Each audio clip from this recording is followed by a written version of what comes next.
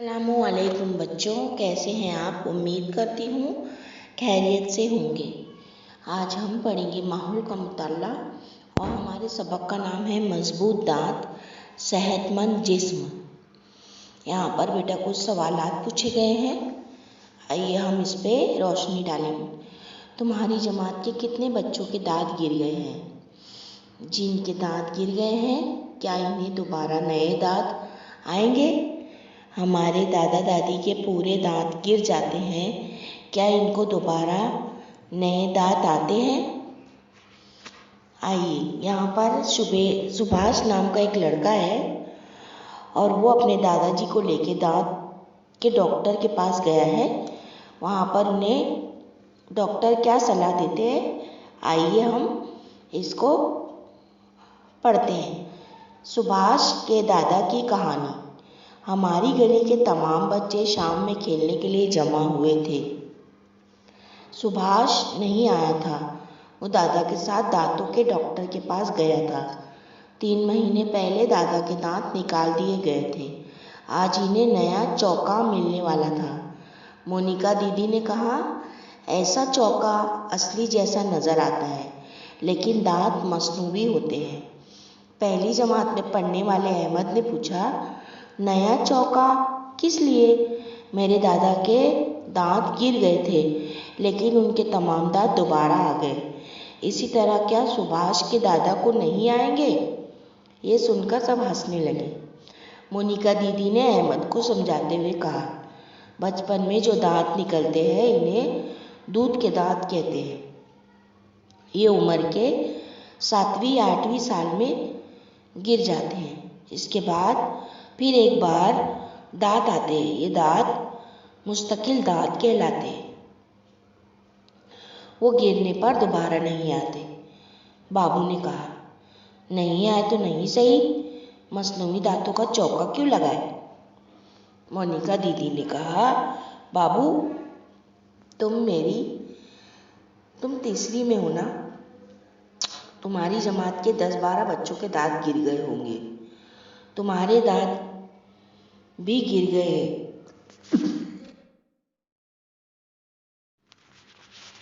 बाबू ने कहा, ये बिल्कुल सही है। भुनी हुई मूंगफली के दाने मुझे कितने पसंद हैं, लेकिन मैं कहाँ खा सकता हूँ।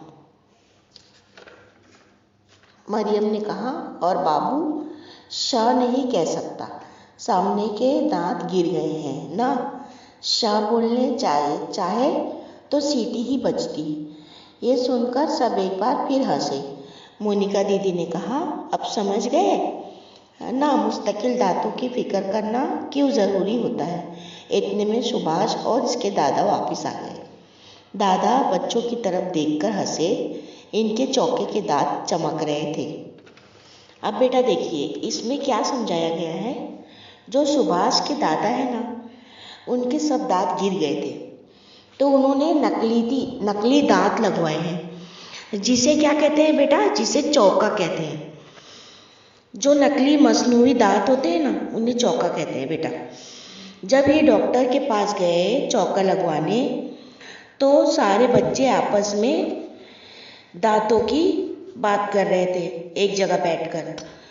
तो जो इनकी जो दीदी थी, मोनिका दीदी, उन्होंने कहा कि सब बच्चों के दांत 7वीं या 8वें साल में गिर जाते हैं और फिर नए दांत 10 या 12 साल की उम्र में आ जाते हैं। जब दांत गिरते हैं बेटा, तो हमें खाने पीने में बहुत तकलीफ होती है। कुछ भी कड़क चीज़ हम लोग नहीं खा सकते। ये तो आपको अच्छी तरह पता होगा, क्योंकि आपके भी इस उम्र में आपके भी दांत गिर रहे होंगे, है ना बेटा। तो आप समझ सकते हो इसकी तकलीफ।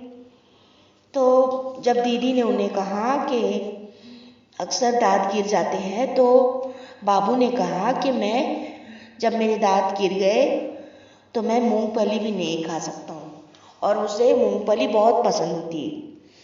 तो मरियम ने उसे चिढ़ाते हुए कहा, अब बाबू शाह भी नहीं बोल सकता, क्योंकि उसके आगे के दांत गिर गए। सारे बच्चे हंसने लगे।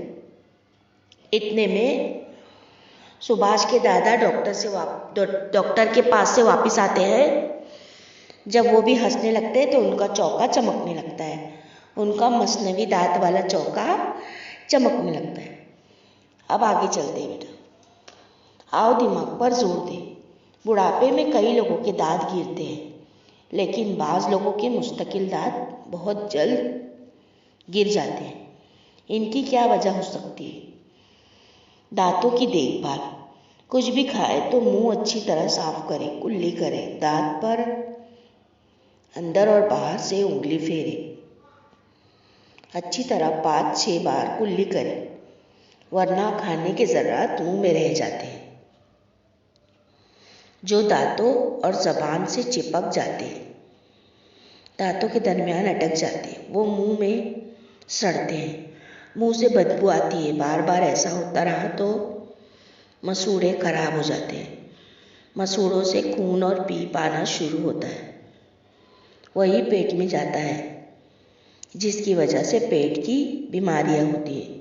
इसके अलावा खाने के सड़े हुए ज़र्रात मुंह में रह जाएं तो दांत को कीड़ा लग जाता है। आहिस्ता आहिस्ता दांत हिलने लगते हैं और आखिर में गिर जाते हैं। इससे बचना चाहिए। इसके लिए रोज़ाना रात में सोने से पहले और सुबह उठने के बाद दांत मांजें। इसके साथ ही ज़बान और मसूड़े भी साफ करें। दांत मांजने के लिए लोग नीम या बबूल की पतली शाखें इस्तेमाल करते। देखिए बेटा, आपको तस्वीर में नज़र आ रहा है, या घर में तैयार किया हुआ मंजन इस्तेमाल करते हैं। कुछ लोग ब्रश या पेस्ट का भी इस्तेमाल करते हैं। नीम और बबूल की पतली टहनियाँ या मंजन इस्तेमाल करने से दांतों का दरमियानी हिस्सा पूरी तरह साफ नहीं होता। इसके अलावा घर में बनाया गया मंजन खुरदरा होता है, टहनियाँ सख्त होती है, इसकी वजह से मसूड़ों को जख्म हो सकता है। ब्रश और पेस्ट इस्तेमाल करके दांतों के दरमियान का हिस्सा ठीक तरह साफ कर सकते हैं। इसके अलावा पेस्ट का झाग भी बनता है, जिसकी वजह से दांतों के दरमियान फंसे हुए ज़र्रात निकल जाते हैं। आओ दिमाग पर जोर डालें। मुंह धोने के सबसे अच्छे तरीके कौन से हैं? खाने से पहले हाथ क्यों धोएं? अब बेटा देखिए, आपको बताया गया है कि अगर आपने अच्छी तरह दांत साफ ना किए तो आपके दांत सड़ जाएंगे। अक्सर छोटे बच्चे क्या करते हैं, खाना खाते हैं रात में और ऐसे ही सो जाते हैं, और जिनको दूध पीने की आदत है वो भी दूध पीते हैं और ऐसे ही सो जाते हैं। इसकी वजह से जो ज़र्रात होते हैं खाने के, वो दांत के बीच जो मसूड़े रहते हैं उनमें फंसे रहते हैं, और हम अगर ऐसे ही सो जाए तो रात में वो हमारे मसूड़ों में फंसकर सड़ जाते हैं, और सुबह हम अगर दांत ना घसे तो वो हमारे मुंह के ज़रिए पेट में पहुंच जाते हैं, जिससे हमें बीमारियां होती हैं। इसलिए अक्सर लोग, डॉक्टर कहते हैं कि बच्चों को हमेशा 2 वक्त दांत साफ कराया जाए, एक सुबह के वक्त और एक रात में सोने के वक्त।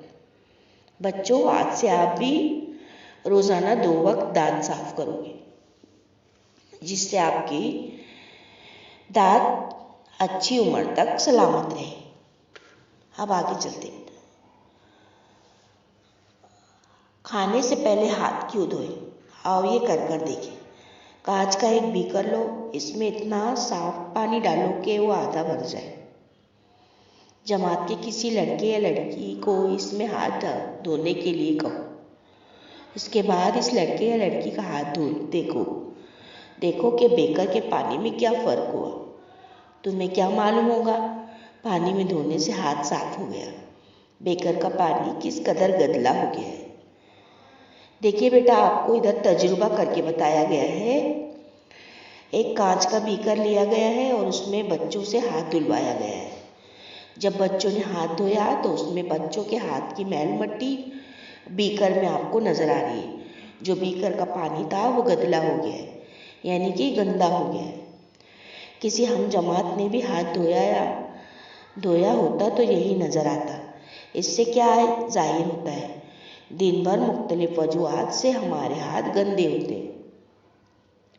इसीलिए खाने से पहले अच्छी तरह हाथ साफ धोना चाहिए। अब बेटा, अगर हम हाथ ना धोए और ऐसे ही खाना खा ले तो जो हाथ की जिरासीम है वो खाने के साथ मिलकर हमारे पेट में जाएगी और बीमारी पैदा करेगी। इसीलिए हमें चाहिए कि हम खाना खाने से पहले अच्छी तरह अपने हाथ धो लें।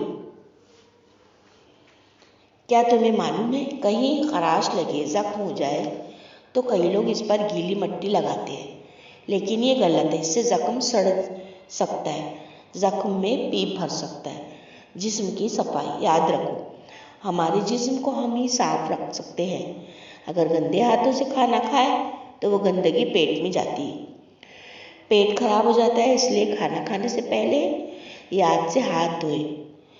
जिस तरह दांतों को साफ रखना ज़रूरी है, इसी तरह बालों और नाखूनों की सफाई भी ज़रूरी है। पांचों हिस्से अज़ा को भी साफ सुथरा रखें।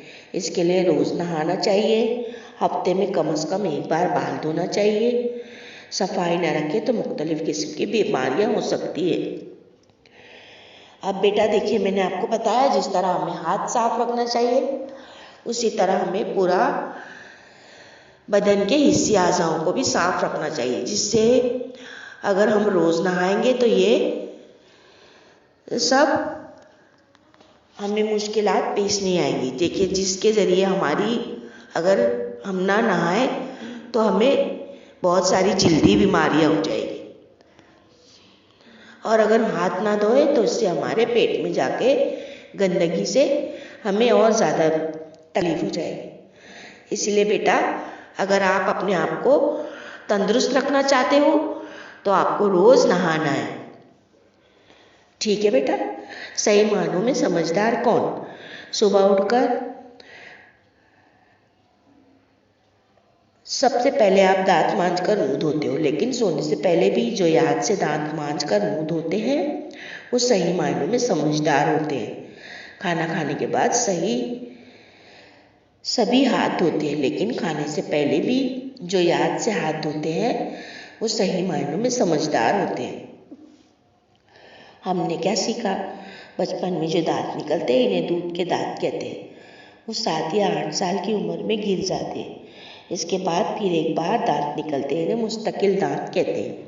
मुस्तकिल दांत गिरने पर दोबारा दांत नहीं निकलते, इसलिए इनका ख्याल रखना ज़रूरी है। दांत गंदे हो तो वही गंदगी पेट में जाती है, जिसकी वजह से पेट की बीमारियां होती हैं। खेलते और काम करते वक्त हाथ गंदे हो जाते हैं, खाते वक्त यही गंदगी पेट में जाती है, जिसकी वजह से पेट खराब हो जाता है। इसलिए हाथ साफ धोकर खाना खाना चाहिए। बाल, नाखून और हिस्से अज़ा को साफ सुथरा रखना चाहिए। इसे हमेशा जहन में रखो, हमारे जिस्म की सफाई हमें ही करनी चाहिए। अच्छा बच्चों, मैं उम्मीद करती हूँ आपको ये सबक अच्छी तरह समझ में आ गया हो। अब हम फिर मिलेंगे एक नए वीडियो के साथ। अल्लाह हाफिज़।